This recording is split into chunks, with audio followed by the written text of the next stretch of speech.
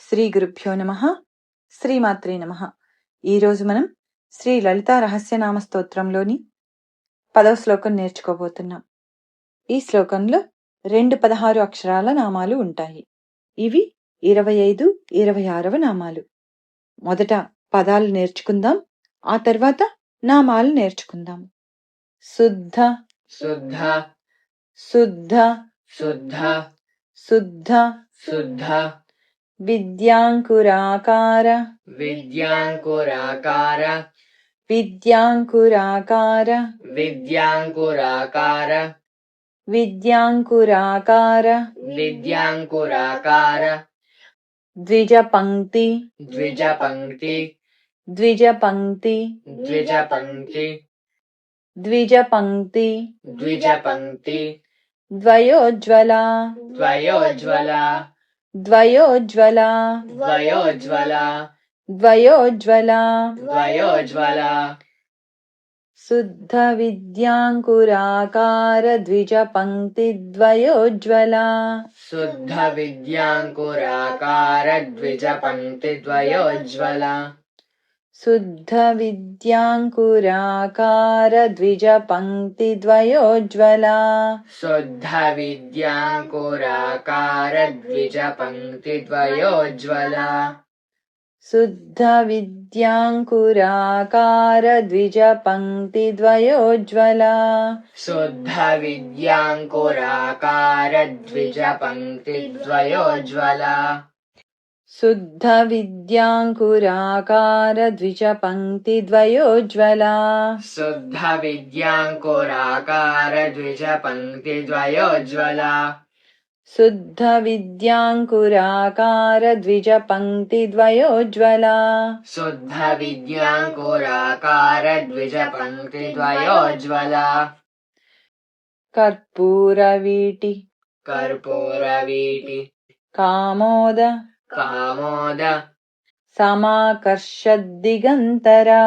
సమాకర్షద్దిగంతరా కర్పూరవీటి కామోద కర్పూరవీటి కామోద సమాకర్షద్దిగంతరా సమాకర్షద్దిగంతరా కర్పూరవీటి కామోద కర్పూరవీటి కామోద సమాకర్షద్దిగంతరా సమాకర్షద్దిగంతరా కర్పూరవీటి కామోద సమాకర్షద్దిగంతరా కర్పూరవీటి కామోద సమాకర్షద్దిగంతరా కర్పూరవీటి కామోద సమాకర్షద్దిగంతరా కర్పూరవీటి కామోద సమాకర్షద్దిగంతరా శుద్ధ విద్యాంకురాకార ద్విజపంక్తి ద్వయోజ్వల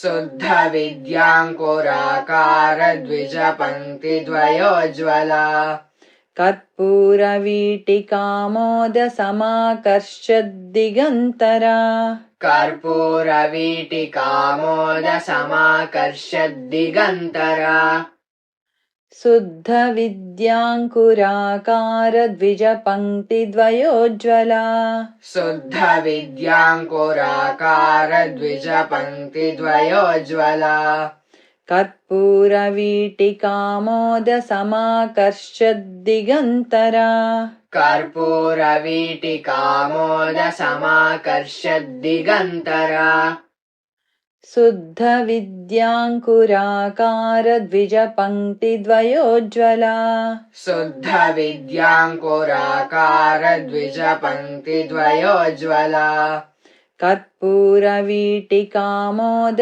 సమాకర్షద్దిగంతరా కర్పూరవీటి కామోద సమాకర్షద్దిగంతరా శుద్ధ విద్యాంకురాకార ద్విజపంక్తి ద్వయోజ్వల కర్పూరవీటి కామోద సమాకర్షద్దిగంతరా శుద్ధ విద్యాంకురాకార ద్విజపంక్తి ద్వయోజ్వల కర్పూరవీటి కామోద సమాకర్షద్దిగంతరా శుద్ధ విద్యాంకురాకార ద్విజ పంక్తిద్వయోజ్వలా కర్పూర వీటికామోద సమాకర్షద్దిగంతరా శుద్ధ విద్యాంకురాకార ద్విజ పంక్తిద్వయోజ్వలా కర్పూర వీటికామోద సమాకర్షద్దిగంతరా శుద్ధ విద్యాంకురాకార ద్విజ పంక్తిద్వయోజ్వలా కర్పూర వీటికామోద సమాకర్షద్దిగంతరా. శ్రీ లలితా సహస్రనామ స్తోత్రం ఇప్పుడు మనం నేర్చుకుంటూ ఉన్నాం. అందులోని శ్లోకాలని ఒక్కొక్కటిగా నేర్చుకుంటున్నాం. వాటికి అర్థాలు కూడా చెప్పమని కోరి ఉన్నారు కాబట్టి వాటికి అర్థాలను సంక్షిప్తంగా తెలుసుకుందాం. సామాన్య అర్థాలు తెలుసుకుందాం. పూర్తి అర్థాలు భాష్యం తెలుసుకోవాలంటే పెద్దల ప్రవచనాలు వినవలసింది. ప్రస్తుతం మనం అమ్మవారి నామానికి అర్థం, దానికి కొంత వివరణ చెప్పుకుందాం. శ్రీ లలితా సహస్రనామ స్తోత్రం కేశాది పాదాది వర్ణ పర్యంతం ఉంటుందన్నమాట. అంటే అమ్మవారి కేశముల నుండి అంటే జుట్టు నుండి పాదముల వరకు వర్ణించారు. ఇంతకు ముందు శ్లోకాల్లో మనం అర్థం తెలుసుకోలేదు. వీలైనప్పుడు మళ్ళీ అవి చెప్పుకుందాం. ప్రస్తుతం మనం అమ్మవారి పలువరుస దగ్గర ఉన్నాం. అంటే అమ్మవారి పళ్ళ గురించి, వాటిని ధ్యానించడం వల్ల వచ్చే విశేషాల గురించి చెప్పున్నారు ఈ నామంలో. 25వ నామం శుద్ధ విద్యాంకురాకార ద్విజపంక్తి ద్వయోజ్వల. ఈ నామంలో అమ్మవారి పలువరుస అనగా పళ్ళ గురించి వర్ణిస్తున్నారు. శుద్ధ విద్య అంటే బ్రహ్మ విద్య, అంటే నీవు నేను అనే భేదం లేకుండా జగత్తంతా భగవంతుని రూపంగా దర్శించడం శుద్ధ విద్య. అమ్మవారు ఆ శుద్ధ విద్యకు జనని, అంటే ఆ విద్యకు అంకురార్పణ ఆ తల్లిలో నుండే జరుగుతుంది. ద్విజపంక్తి ద్వయోజ్వల అంటే అమ్మవారి పలువరుస, పైన 16 పండ్లు కింద 16 పళ్ళు ఎలా ఉన్నాయి అంటే 32 మంది వేద పండితులు 16 మంది పైన 16 మంది కింద 2 వరుసల్లో కూర్చుంటే ఎలా ఉంటారో అలా కూర్చుని వేదాన్ని వల్లెవేస్తున్నట్లుగా అనిపిస్తున్నాయి అమ్మవారి పలువరుసను దర్శనం చేసుకుంటే. చక్కని పలువరుస కలిగిన తల్లి, ఆ తల్లి విద్యకు జనని కాబట్టి ఆ తల్లిలో నుండే ఈ వేదాలన్నీ వచ్చాయి కాబట్టి ఆ వేద పండితులు అమ్మవారి పలువరుసలాగా భాసిస్తున్నారు అని చెప్పడం దీనిలోని అర్థం.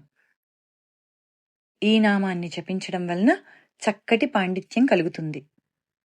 తరువాత 26వ నామం కర్పూర వీటికామోద సమాకర్షద్దిగంతర. అంటే ఇది అమ్మవారి తాంబూల చర్వణం గురించిన శ్లోకం. అమ్మవారు వేసుకునే తాంబూలం గురించి చాలా మందికి సందేహాలుంటాయి. ఆ తాంబూలంలో ఏమేం వేస్తుంటారు అని. లేత తమలపాకులు తీసుకొని వాటికి కొసలు తీసి యాలకులు, లవంగాలు, పచ్చకర్పూరం, కస్తూరి, కుంకుమ పువ్వు, జాజికాయ, జాపత్రి, వక్కలు, చలువ మిరియాలు, కాచు మొదలైన వాటితో ఈ తాంబూలాన్ని తయారు చేస్తారు. మనకు అన్ని సుగంధ ద్రవ్యాలు దొరకకపోయినా మనకు దొరికిన వాటితో అమ్మవారికి మనం తాంబూలం సమర్పించుకోవచ్చు. ఈ సుగంధ ద్రవ్యాలన్నీ కలిగిన తాంబూలాన్ని వేసుకోవడం వలన అమ్మవారి నోటి నుండి వచ్చే సువాసనతో కలిసి అది జగత్తంతా వ్యాపిస్తుంది. అంటే తాంబూల సువాసన కంటే కూడా అమ్మవారి నోటి నుండి వచ్చే సువాసన ఆ తాంబూలంతో కలవడం వలన అది జగత్తంతా వ్యాపిస్తోంది అని దీని అర్థం. ఆ వేసుకున్న పచ్చకర్పూరం పలుకులు అమ్మవారి నోటిలో అక్కడక్కడా మిగిలిపోయి చక్కగా అమ్మవారి నోటి నుండి వచ్చే సుగంధంతో కలిసి జగత్తంతా వ్యాపిస్తోంది అని వీటికి అర్థం.